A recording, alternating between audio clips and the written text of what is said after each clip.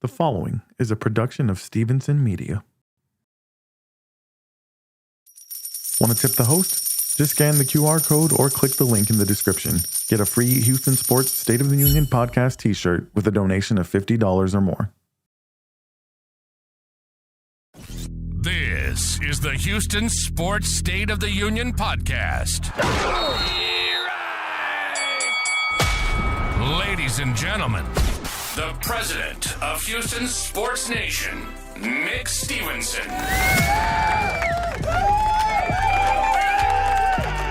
My goodness, thank you so much. Please be seated, my fellow Houstonians.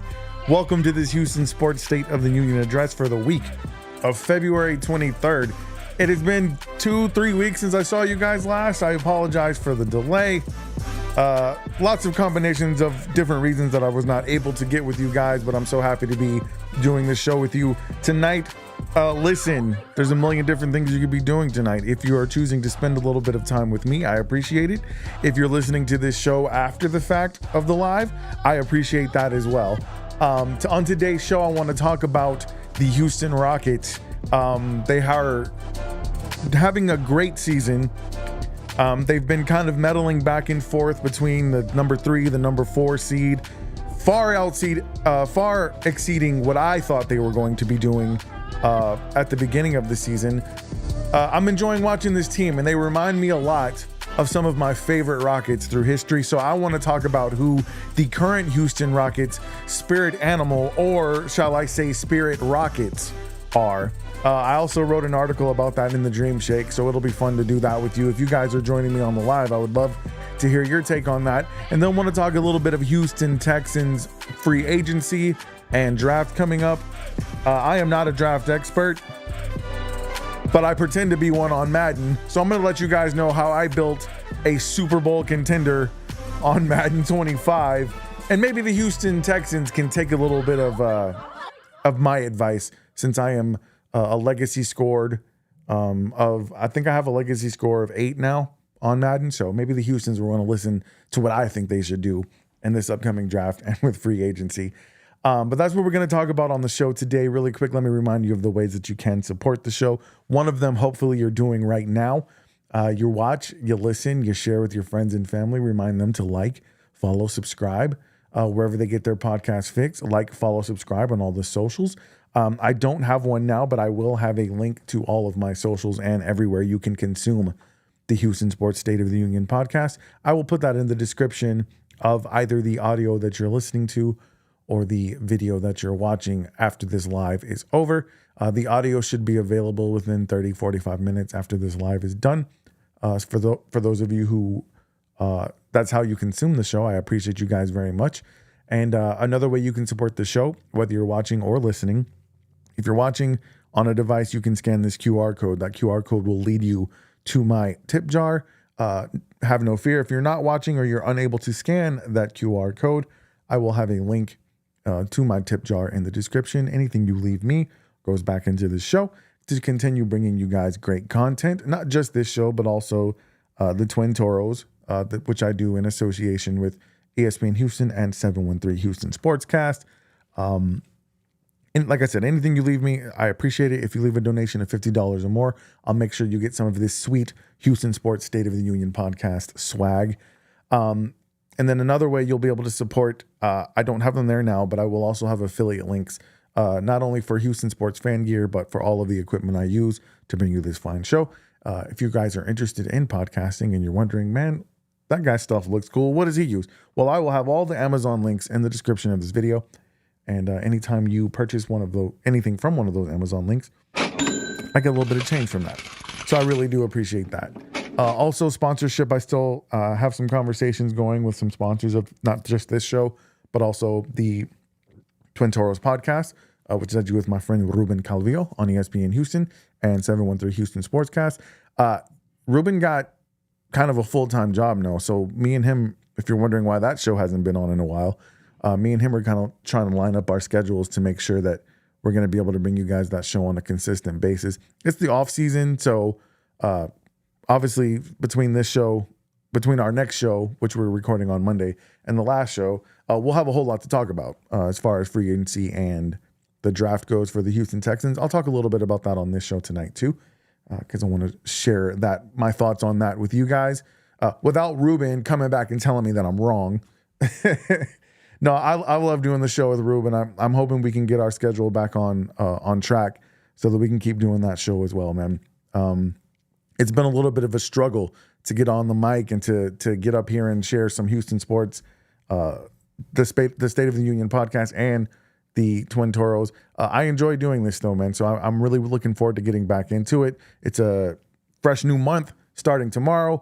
I won't be wearing any green, but I'm using a green screen. So this will be my lucky month for St. Patrick's Day coming up.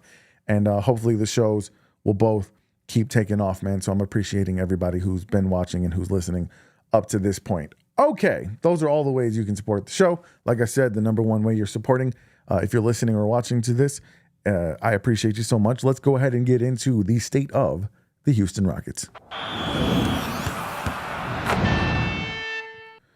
All right, the Houston Rockets are 31-14.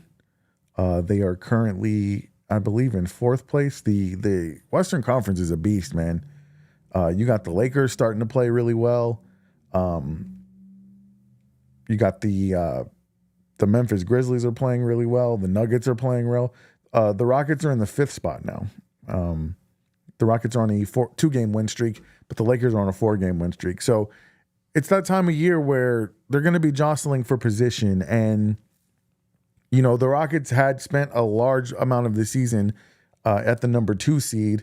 But once injuries started to catch up with them a little bit, they started sliding down in the standings. Some of the problems we thought they were going to have at the beginning of the season, which was their depth and almost like they have too many good players. And it seemed like, you know, minutes were going to be hard to come by for all of the young, talented players that they have. Well, that's been a blessing in disguise because some of these injuries have given opportunities to people who may not have had the opportunity. And the Houston Rockets have an entire group of players on their team that have been labeled the Stay Ready crew because that's what they do. The Jayshawn Tates, the Jacques Landales, the I guess I would put Steven Adams in that group, although he gets pretty consistent minutes. Aaron Holiday, pretty much anybody who's come in for the Rockets has been able to produce at some point. And, you know, they haven't, the times that they were on the bench when the young kids were healthy, they didn't complain. Jeff Green's a part of that Stay Ready crew. He doesn't play every night. He never knows when his name is going to get called. But when it does get called, once again, he stays ready. So I really like this team. And so as I've been watching this team, I'm an old head Rockets fan, man. I've been a Rockets fan since 1994. So one of the things that I always like to do is just think of my nostalgia as a Rockets fan and think about the good old days, being obviously the 90s. We had some good old days in the early 2000s with Yao Ming, Steve Francis, and then getting Tracy McGrady. Obviously, we didn't have the level of success that they had in the 90s because the Rockets have not won a championship in over 30 years. But there's been a lot of really good players and ones that I've come and the city has come to love. And there's a lot of that same fight, that same dog mentality that we've seen in some of the past Houston Rockets players that I see in this year's iteration of the Rockets. And so I wrote an article in the Dream Shake. The title of it was the current Rockets, Spirit Rockets. So instead of a spirit animal, which usually a person associates some type of animal that they believe embodies their personality, well, instead of a spirit animal, I thought, what former Houston Rockets do the current Houston Rockets embody and emulate? And so just going down the list of the starting lineup, we'll start with Alperen Sengun, who is the Houston Rockets' only All-Star. He's an All-Star for the first time this year. I believe he's only 22 years old. Alperen Sengun, to me, his Spirit Rocket would be Luis Scola. If you guys remember, Luis Scola played for the Rockets starting in 2008, I believe. He was a part of that Houston Rockets squad that won 22 straight games.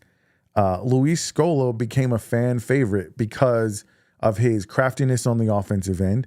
He was a very skilled offensive player. Defense sometimes left much to be desired. Does that sound familiar?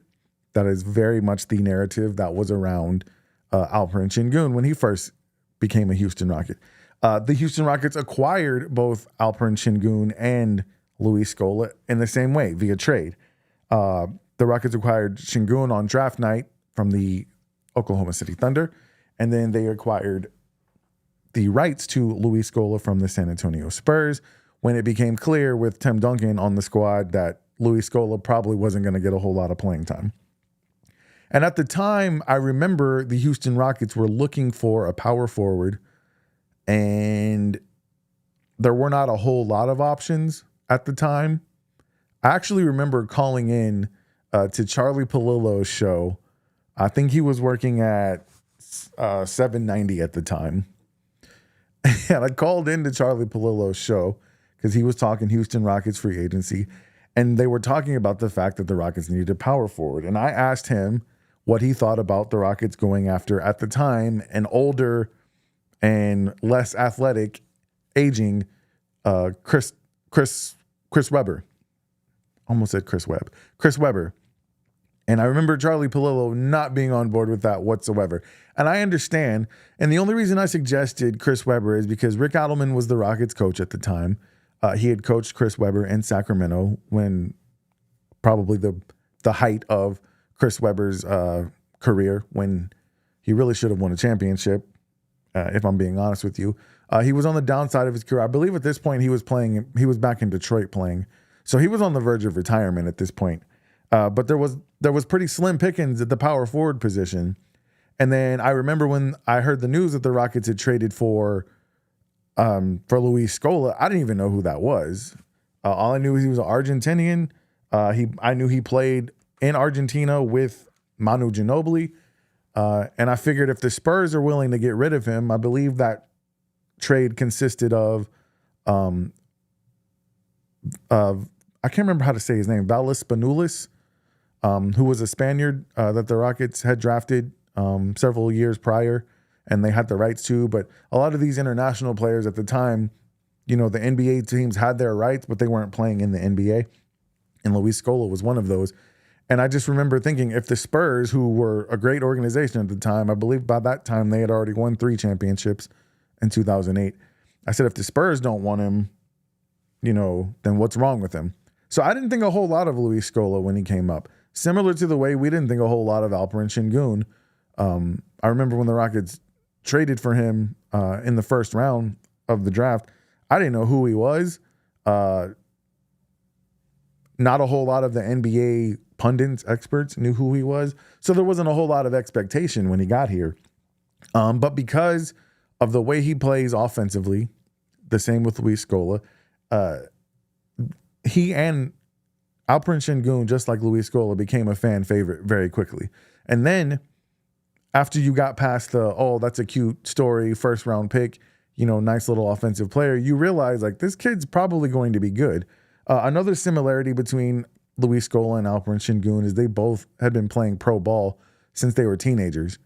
I believe Alperen Şengün started playing pro ball when he was 15, and Luis Scola started playing when he was 16. So there's so many similarities. Their personalities, I think they both have really fiery competitiveness. Not the greatest defenders in the world, but they put forth the effort at least. Alperen Şengün is a better defender than Luis Scola was, but Luis Scola is also a better scorer than Alperen Şengün is at this point. At least a better shooter from mid-range. But Alperen Şengün, he's got an offensive repertoire, and it reminds me a lot of Luis Scola. So that may have seemed on its face, on the surface, like a low-hanging fruit comparison because they're both international players, both speak with an accent. But I think there's for all of the reasons that I just gave you, I think that Luis Scola is definitely Alperen Şengün's quote-unquote spirit rocket. For Jabari Smith, I had a really hard time thinking of someone because Jabari Smith as an NBA player is just unique. To be his height, 6'11", has a little bit of handle, can shoot the ball. can play defense on pretty much all 5 positions. The Rockets haven't had a whole lot of guys who can do what Jabari Smith does on the floor. When I tried to think about his game and his personality, his demeanor on the court, the way he approaches the game, I came up with Shane Battier. Shane Battier was just a true professional. And Shane Battier, as nice of a guy as he was, he had a fiery competitiveness to him as well. Shane Battier usually guarded the other team's best player. He became very famous for his style of guarding Kobe Bryant and other wing players, sticking his hand in their face and covering up their eyes so they couldn't see the basket. And, you know, I just remember him being really mature for his age as well when he came out of Duke, when he was drafted by the Grizzlies. I feel like Jabari Smith Jr. is only 21 years old. Jabari Smith was one of the younger Rockets when Steven Silas was here, who was the main advocate of saying, hey, we need more discipline. We need more organization around here. We need more accountability. And for somebody who at the time was 19, 20 years old, he's just mature, you know, far past his years. And that's one of the reasons he doesn't speak quite as well yet as as Shane Battier did. But Shane Battier went to Duke for like 2 or 3 years. And I think my man Jabari Smith Jr. was a one and done. And I'm not saying he's not intelligent. It's just I think that Shane Battier was a little bit more seasoned for the camera than my man Jabari Smith Jr. is. But that was the closest spirit animal or spirit rocket I could find to Jabari Smith Jr. It was no question for me who Dillon Brooks' spirit animal or spirit rocket was going to be. And I think a lot of people probably expected me to pick Vernon Maxwell, but I actually picked Mario Elie. And the reason I picked Mario Elie instead of Vernon Maxwell is because I don't think that Dillon Brooks is as crazy as Vernon Maxwell was. Dillon Brooks likes to pretend to be crazy on the court, and he has all his little antics, and it's cool. I dig it. But in reality, Dillon Brooks is actually a really nice guy. He's a dog on the defensive end, and that reminds me so much of Mario Elie, whose nickname was the Junkyard Dog. And he also was somebody who prided himself on guarding the other team's best player. Whenever Vernon Maxwell wasn't guarding Michael Jordan at the time, Mario Elie would guard Michael Jordan. Mario Elie wasn't a great shooter, but he was able to hit threes from the corner, and he was able to hit clutch threes, which Dillon Brooks, ironically, Dillon Brooks and Mario Elie, their most memorable moments as Houston Rockets thus far has probably been on the offensive side of the ball. I mean, Dillon Brooks hit 10 threes against the Celtics a few weeks ago. That's probably his biggest and best Rockets moment. And then Mario Elie, I mean, the kiss of death, like it doesn't get any bigger than that. So that's another reason I feel like they're kind of kindred spirits in that way. But yeah, he reminds me a lot of Mario Elie. Dogs on the court, but then off the court, like super nice guys. Like Mario Elie, I can't remember where I ran into him.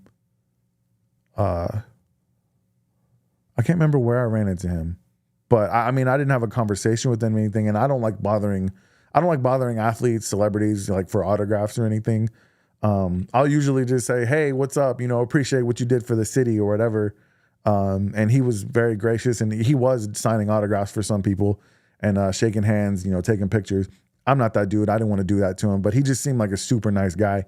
And from everything I've heard about Dillon Brooks, despite his antics on the court, he's a super nice guy too. So that's why I had Dillon Brooks and Mario Elie as quote unquote spirit Rockets.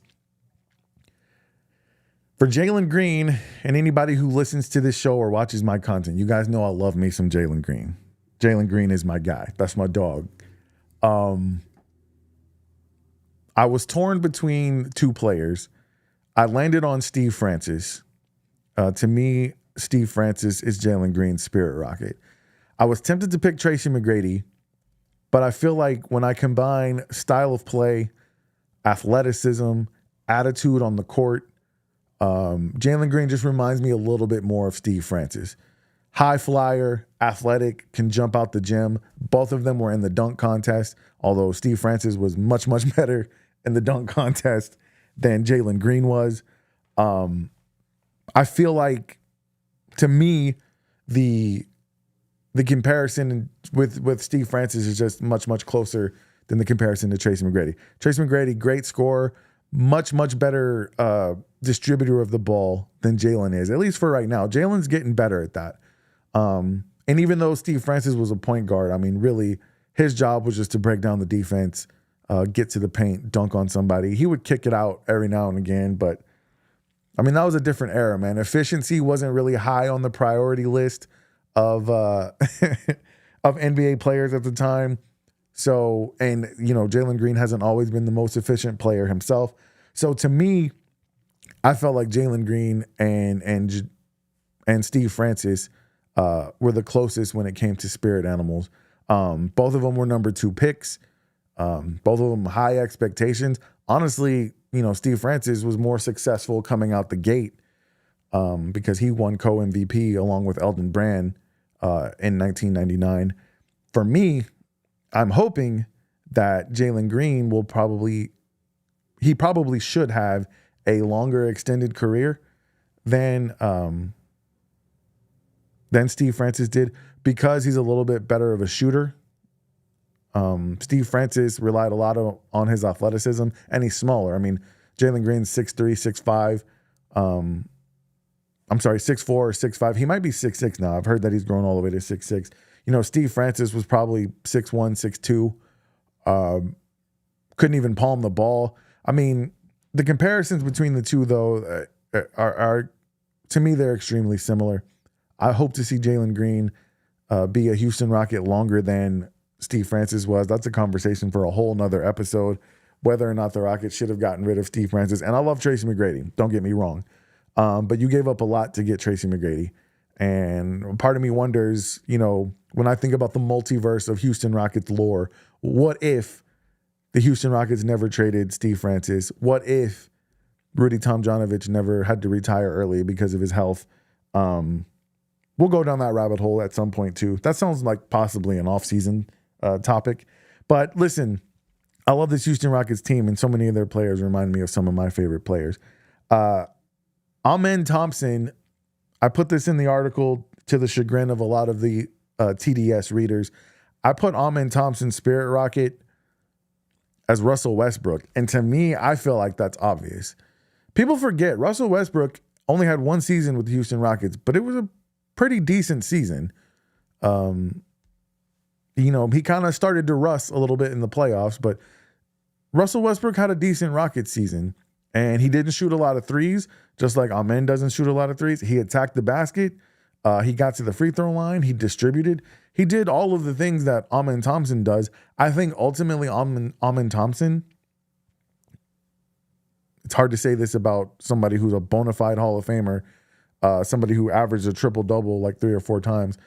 I think Amen Thompson's going to be a better scorer at least, and I think he has a chance to be a better player than Russell Westbrook because of his size and because I think Russell Westbrook, I don't know how much Russell Westbrook ever actually worked on his shot. From year 1 to 2 already, Amen Thompson's jump shot, his free throw shooting is already improving. I think it's only going to continue to do that. At least I hope it does. But yeah, I mean, they do so many things that are similar. I think their mentality is the same. Relentless, attacking. We saw, ask Tyler Hero about the dog that Amen Thompson has in him. I mean, we saw he's not afraid to mix it up. I think that's a perfect comparison. But there are some Rockets fans who don't like Russell Westbrook, who are not happy about the time he spent here. And keep in mind, it was a bubble season. And, Russell Westbrook had a huge turnover that basically eliminated the Rockets from the playoffs that year. So I get it. It wasn't the greatest Rockets season of all time. And that people love Amen Thompson because, of how hard he plays and how athletic he is. But he reminds me a lot of Russell Westbrook. And that's why I made him made Russell Westbrook Amen Thompson's Spirit Rocket. For Fred VanVleet, a lot of people forget this dude played for the Rockets, but I picked Mark Jackson. Mark Jackson, another player who only played 1 season for the Houston Rockets. But in 2003, when the Rockets hired Jeff Van Gundy to be the head coach, he brought a lot of his old Knicks guys to the Rockets with him. He brought, I believe, Clarence Weatherspoon, if I'm not mistaken. He brought him. Charlie Ward played for the Rockets for a little bit. But Mark Jackson was basically Steve Francis's backup point guard in 2003. And the reason he brought Mark Jackson is because the Rockets were a young team. They had not been to the playoffs in several years, and he needed some veteran leadership on this young Houston Rockets team. Sound familiar? That is exactly why the Houston Rockets brought in Fred VanVleet. And I think Fred VanVleet, obviously at this stage in Fred VanVleet's career, he's a better player than Mark Jackson was. Mark Jackson was old. He was probably like 38 years old when the Rockets signed him. But ironically, the Houston Rockets made the playoffs for the first time in 5-6 years when they had that veteran leadership on the team. And I think, Mark Jackson was a part of that. Maybe not with his play on the court, but I feel like his veteran leadership was definitely a part of it. And he played backup point guard. So, he got out there on the court and he was able to produce. And I think Mark Jackson is a super underrated player. I think he's like 5th or 6th in league history in assists. He was a really good point guard and a New York legend. Went to St. John's College, grew up playing in Brooklyn, if I'm not mistaken. So, and was a really good head coach. I mean, you could argue that Mark Jackson is the one who started the entire Warriors dynasty. So I thought that was a good comparison, though, just because veteran leadership, two really, really good point guards, don't turn the ball over. And it looks like, knock on something, that Fred VanVleet is also going to get the Houston Rockets to the playoffs for the first time in several years. So I thought that was a perfect comparison. For Jae'Sean Tate, I chose Carl Landry. Just, one of those guys who hustled, played hard, became a fan favorite really quickly. I feel like most people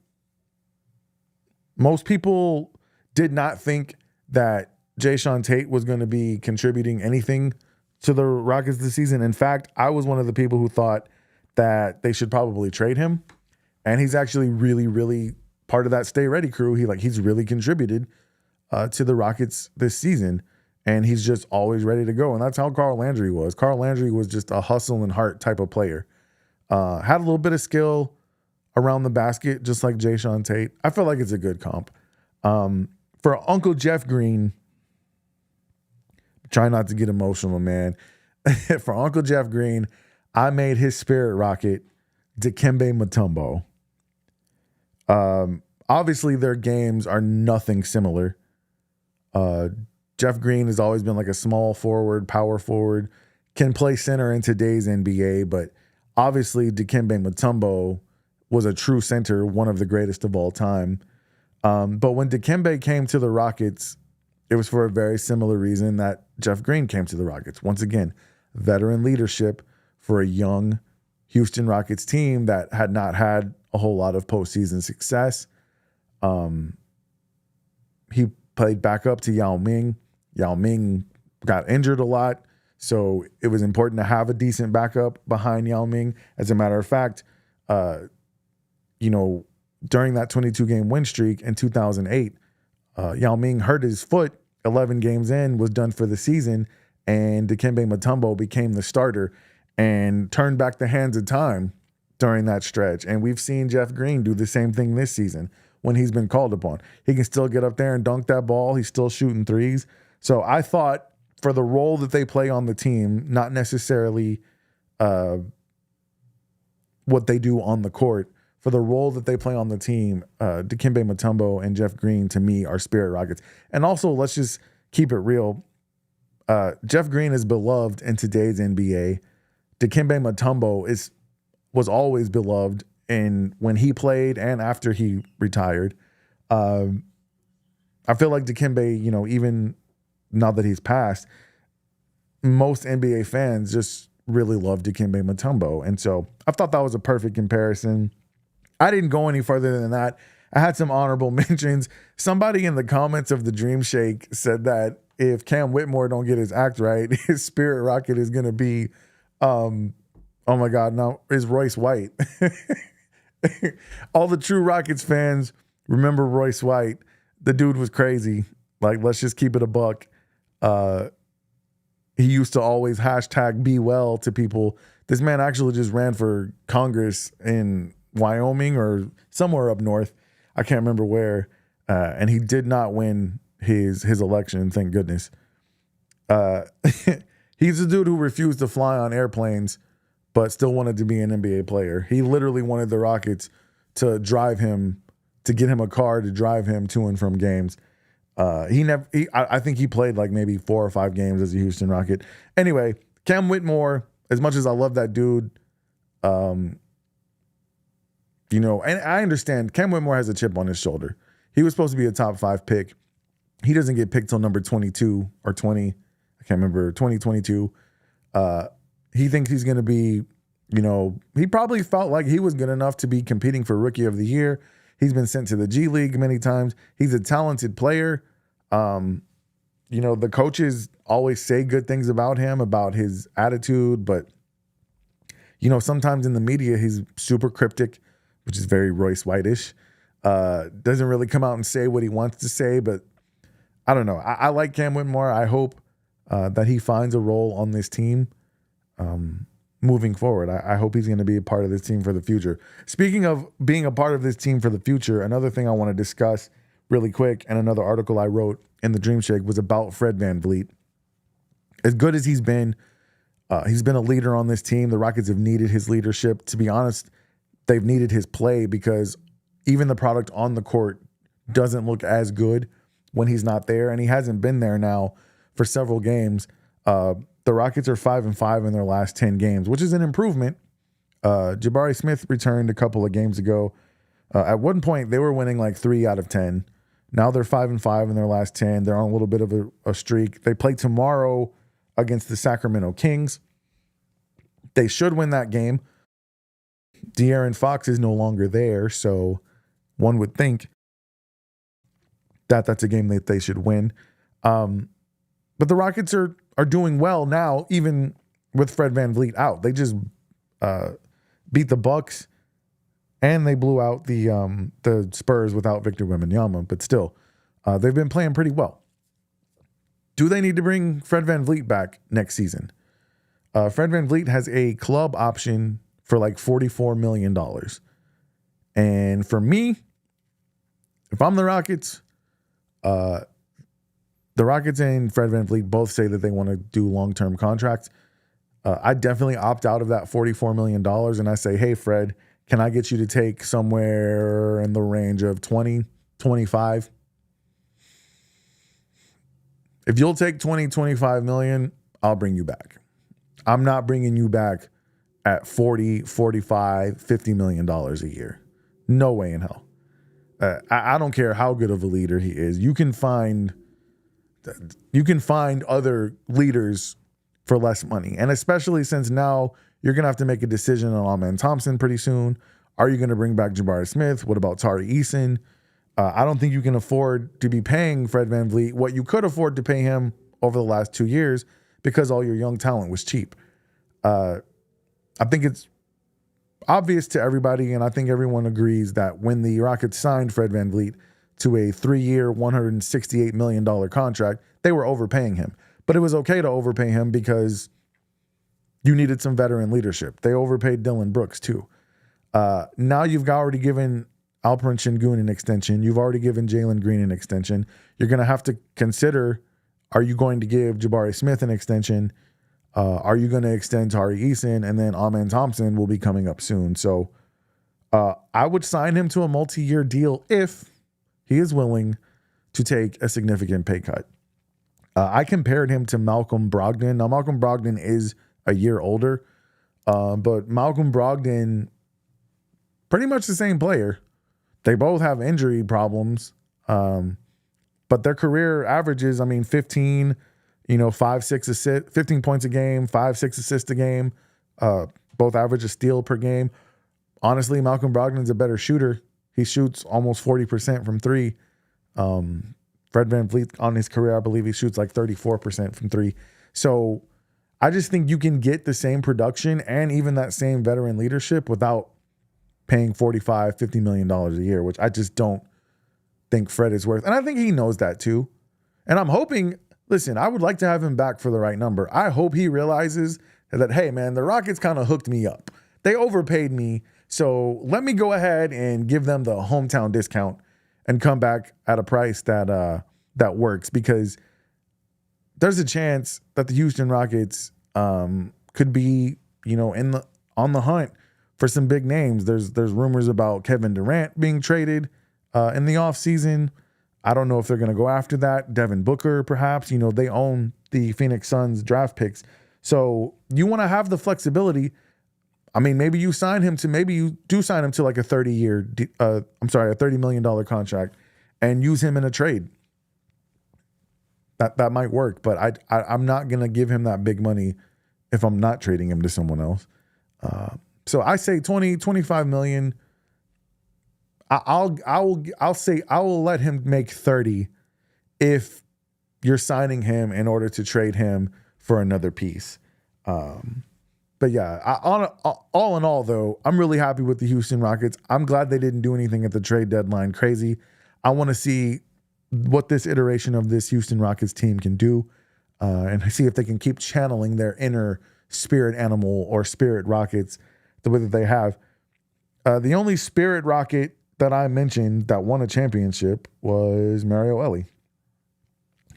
Everybody else is just hoping to, or was just hoping to. So I hope that the Houston Rockets, I hope that they continue to have success. I hope that they have one home series in the playoff, like a home court advantage in the playoff. So they got to make it to the number 4 seed. There's a lot of people who think that the Houston Rockets are the team everybody wants to play in the playoffs. And we'll talk about that next week, because I want to talk about that as well. If you're watching this Houston Rockets team, they are no pushover. They're no easy dub. I understand they're young, they're inexperienced. But if they get Fred VanVleet back, and when they were healthy, they were the number 2 seed in the West, and they were beating good teams and beating them handily. So don't sleep on this Rockets team. I'm hoping that they're going to get healthy at the right time and maybe get back to winning, 7 out of 10, 8 out of 10, start climbing their way up the standings a little bit and put themselves in good position to win a playoff series. I think anybody who's a Houston Rockets fan would consider that a good season. So I say the state of the Houston Rockets is very strong. Let's move on to the state of the Houston Texans.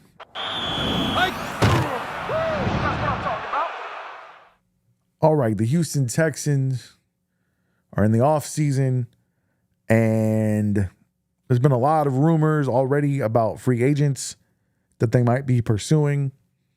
Should they bring Stephon Diggs back? Should they try to sign an offensive lineman? Should they try to draft an offensive lineman? To all of those, I say yes, yes, and yes. I think you should try to sign Stephon Diggs for the right price. Same thing with Fred VanVleet. For the right price, yes, bring him back. Is he going to make $20 million a year? Nah, dog. I say 11, maybe give him a bonus. A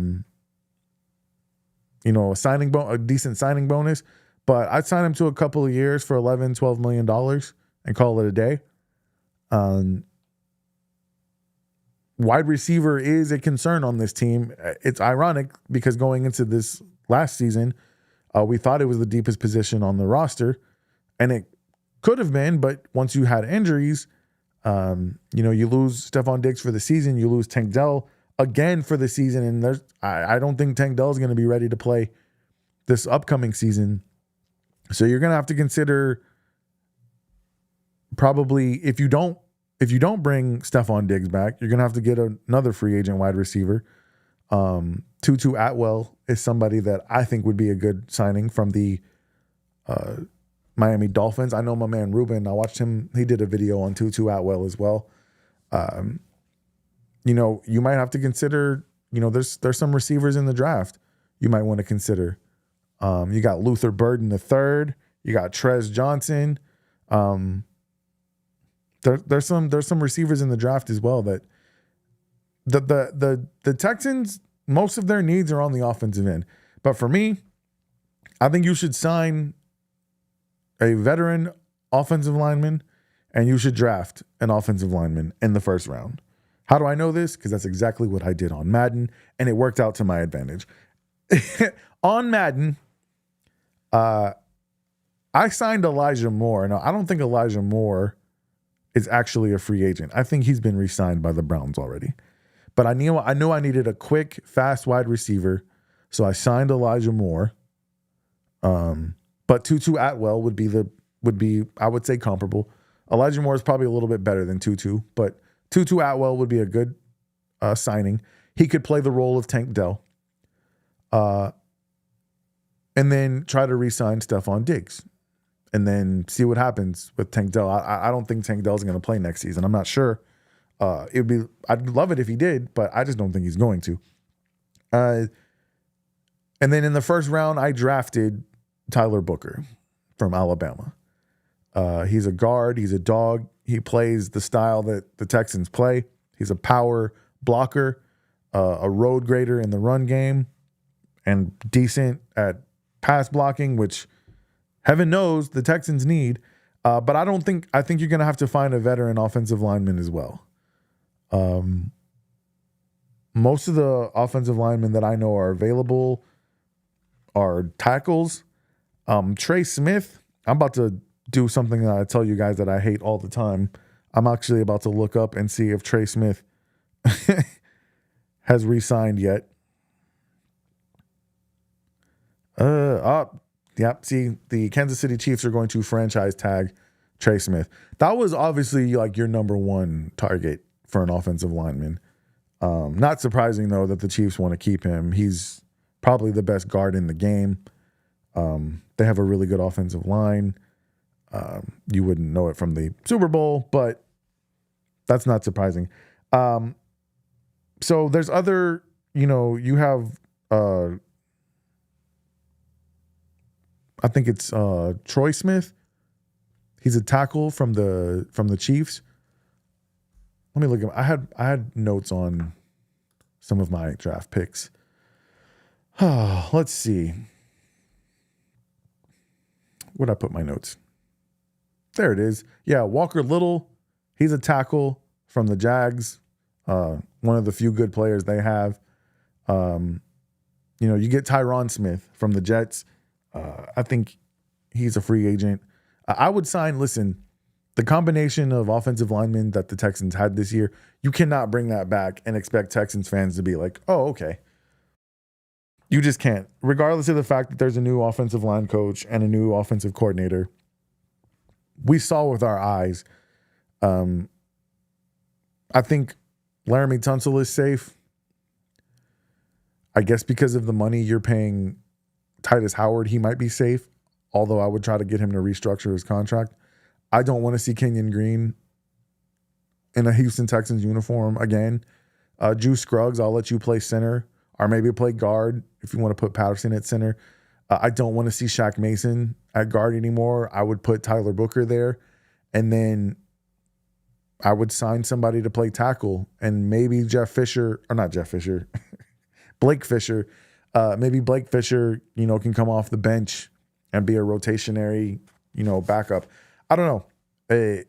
Maybe Bobby Slowick and Eric Strausser, maybe they were just such terrible coaches. This new coaching staff is going to come in and coach up this line and they'll be awesome. Who knows? But one thing I do know, I talked about this on the Twin Toros, the last episode I did with Ruben. The blueprint was set by the Philadelphia Eagles. The Philadelphia Eagles went to the Super Bowl one season, had really high expectations the following season, and they fell short of those expectations because one side of the ball in particular that they thought was going to be great was not great. For the Eagles, it was their defense. The Houston Texans had a really good season 2 years ago, came into this season with really high expectations, and I would say they fell short of those expectations because one side of the ball that they thought was going to be great was not great. For them, it was the offense, the offensive line in particular. What the Philadelphia Eagles do in the offseason, they addressed every single thing they needed to address through the draft. They got 2 of the best young corners in the league. They signed defensive linemen and linebackers in free agency, and they became a amazing defense that shut down Patrick Mahomes and the Kansas City Chiefs in the Super Bowl. So the Texans, unfortunately, are not swimming with cash and unlimited cap room. That's why, Nick Caserio is going to have to earn some money. It's time to manipulate that cap, manipulate those salaries, get some people to restructure their contracts, and find a way to get some effective players in here, not only through the draft, but in free agency. I'm going to do a show with Ruben on Monday. We'll get into that a little bit more about some of the free agents that we think the Houston Texans should go after, and we'll probably do a draft show as well. Once again, that's the Twin Toros podcast on ESPN Houston. I think our schedule might be changing, but for now, we drop that episode on Tuesdays at 7:30. And then we usually drop a Friday video on Ruben's channel, 713 Houston Sports. Please, guys, if you haven't already, please like and subscribe the channel that you're watching this show on now. But go like, follow, and subscribe the Twin Toros as well on ESPN Houston and 713 Houston Sportscast. But yeah, overall, I'm excited to see what the Texans do. I think they have the potential, even if they don't bring back Stephon Diggs. I trust right now this GM and this coach to make the right moves. You got to fix that offensive line, though. Offensive line, number 1 priority. Wide receiver, number 2 priority. I would say maybe a safety, another safety would be your 3rd priority, because I don't know, do you want to bring back Jalen Petrie? Jalen Petrie is not really a traditional safety. He's kind of more of a linebacker. And you've already got Christian Harris, Henry To'oTo'o, Azeez Al-Shaair. Yeah, I think that would probably be my priorities in draft and free agency.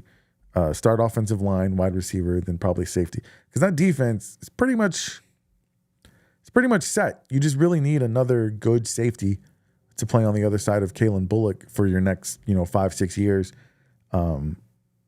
Maybe you address offensive line in free agency, and then you draft like a Malachi Moore or a Malachi Banks. We'll talk more about that in the next show. But yeah, I think the state of the Houston Texans is really good. I'm looking forward to the offseason. I'm not that dude who watches the combine. I used to. That's like that. The combine being on TV for 24 hours, 24/7, replayed on NFL Network. I mean, you got to be a true football junkie to sit there and watch that. I think it's weird that we watch the draft, but it's the animal that the NFL is. So it's a year-long sport, and that's the reason we're still doing Twin Toros even in the offseason. So I'm proud to be a part of that and to be able to talk about, celebrate Houston sports with all of you guys. But yeah, I say the state of the Houston Texans is strong. State of the Houston Rockets is strong. I think pitchers and catchers reported to spring training for the Astros. Let's see. When is the Astros next game? Astros at Yankees tomorrow, 12:05. Sweet. Oh, that wasn't their first game. They've played. Oh my goodness. Where have I been under a rock? The Astros have played 4 games. 1, 2, 3, 4. But they've played 6 games this spring training. Oh my goodness. 1, 2, 3, 4, 5, 6. They've played 7 games. My goodness. I've been living under a rock, and that's why this show hasn't been done, and I apologize for that. But yeah, we'll get into some Astros next week on the show. Next week's show will be on Friday as well. I'm looking forward to doing that show. It's going to be on Friday, right? Yeah. Next week's show will be on Friday. In the meantime, though, I want to remind you guys about how you guys can support the show. Hopefully the show will get back on schedule. I can't believe the Astros have played like 7 games already, and I haven't watched one of them. So I'm going to have to get on that, and I'll be back with you guys next week. But in the meantime, I want to remind you how you can support the show. One of them, you've been doing this entire time. You watch, you listen. Remind your friends and family to like, follow, subscribe wherever they get their podcast fix. Once again, I will put the audio out as soon as this live is done. It should be available within 30 to 45 minutes. You can find me on Spotify, Apple, Amazon Music, YouTube Music, anywhere you get your podcast fix. You can find both the Houston Sports State of the Union podcast and the Twin Toros, a Houston Texans podcast. Right here, want to remind you guys, I have a tip jar. There's a QR code, or you can find the link in the description once I put it in there. Anything you leave me goes back into the show.